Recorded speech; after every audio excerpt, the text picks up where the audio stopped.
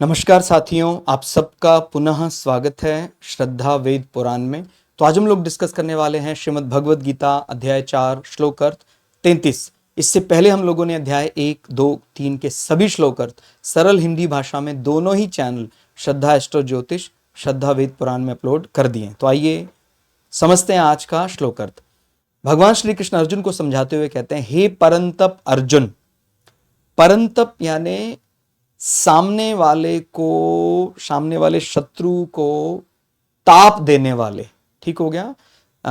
यानी सामने वाले का एक प्रकार से सामने वाला जब उनके बल से अपने आप को हीन समझने लग जाता है, माने हम अपने ताप से सामने वाले को तपायमान कर रहे हैं, ठीक हो गया। और एक प्रकार से ये भी कह सकते हैं कि अगर हम सामने वाले को भय दे रहे हैं तो हम अपने इंद्रियों को तो हमने जीत ही रखा है, ठीक हो गया। तो हे परंतप अर्जुन, द्रव्य में यज्ञ की अपेक्षा ज्ञान यज्ञ अत्यंत श्रेष्ठ है तथा यावना मात्र संपूर्ण कर्म ज्ञान में समाप्त हो जाते हैं। तो इसका अगर श्लोक अर्थ समझें कि अपने इंद्रियों पर काबू करने वाले, सामने वाले को तपाने वाले अर्जुन, जो भी हम संसार के पदार्थों से संबंधित द्रव्य यानी कोई भी जिस प्रकार के वेदों में अलग अलग प्रकार यज्ञ मिलते हैं, इससे पहले के श्लोकों में हमने चर्चा की थी कि जो अलग अलग पदार्थों के संग्रह से, उनके अनुशासन से किए जाने वाले यज्ञ हैं, उनमें वस्तुओं की आवश्यकता, उनकी प्रधानता ज्यादा मानी जाती है। तो द्रव्यमय यज्ञ की अपेक्षा ज्ञान के द्वारा किए जाने वाला यज्ञ है वो ज्यादा श्रेष्ठ माना जाएगा तथा यावना मात्र संपूर्ण कर्म ज्ञान में समाप्त हो जाते हैं।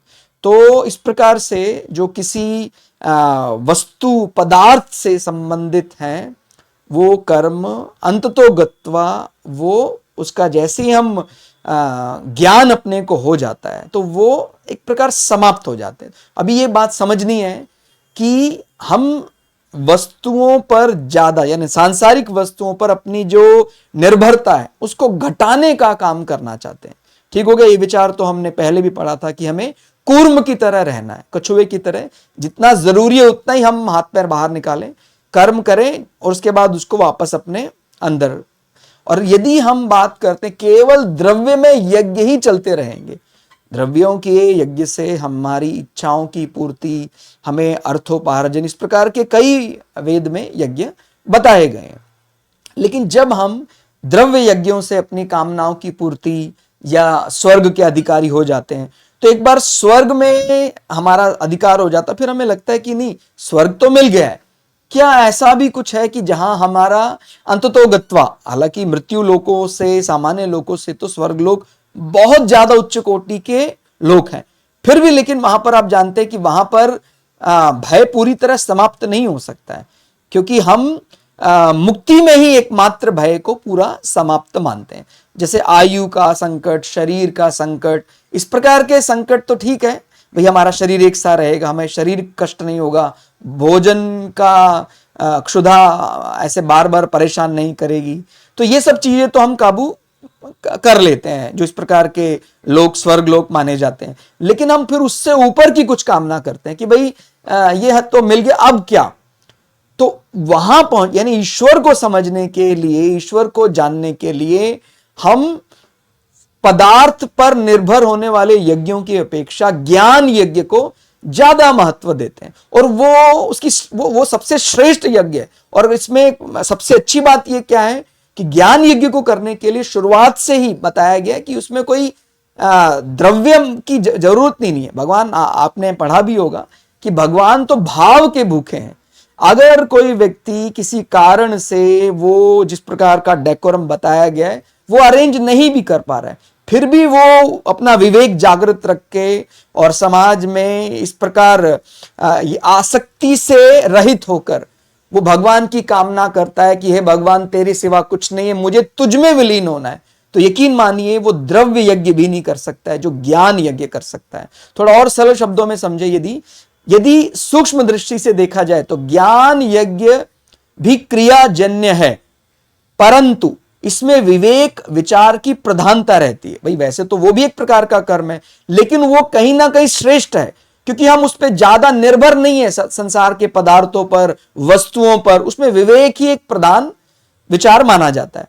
द्रव्य यज्ञों में मनुष्य का जुड़ाव संसार से ज्ञान यज्ञ की अपेक्षा अधिक होता है। इसलिए जब भी कभी माना जाएगा तो ज्ञान यज्ञ को द्रव्य यज्ञ की अपेक्षा श्रेष्ठ माना जाएगा, क्योंकि हमें जो ये अंतर समझना है शरीर और शरीरी का, तो शरीरी को जानने के लिए संसार की वस्तुएं और संसार की निर्भरता कहीं ना कहीं समाप्त करनी है।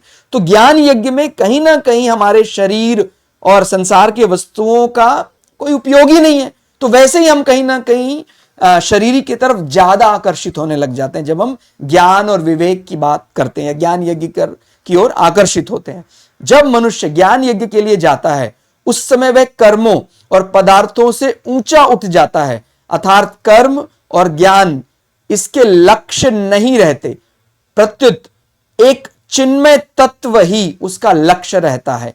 यही संपूर्ण कर्मों और पदार्थों का तत्व ज्ञान में समाप्त होना है। माने इसी प्रकार हम जैसे जैसे ज्ञान यज्ञ की बार बार उसकी आराधना, बार बार उसकी रिपीटेशन, बार बार उसको प्रैक्टिस में लेना शुरू कर देते हैं, तो हम समझ जाते हैं कि संसार के जो कर्म और संसार के पदार्थ, इनका मोल अब हमारे लिए नहीं रहा। हालांकि वो एक साधन था हमें पहुंचाने का, अगर उसका अनुशासित प्रयोग करते तो स्वर्ग के अधिकारी बन जाते, लेकिन हमें मुक्ति के लिए ज्ञान यज्ञ को ज्यादा प्राथमिकता देनी ही होगी।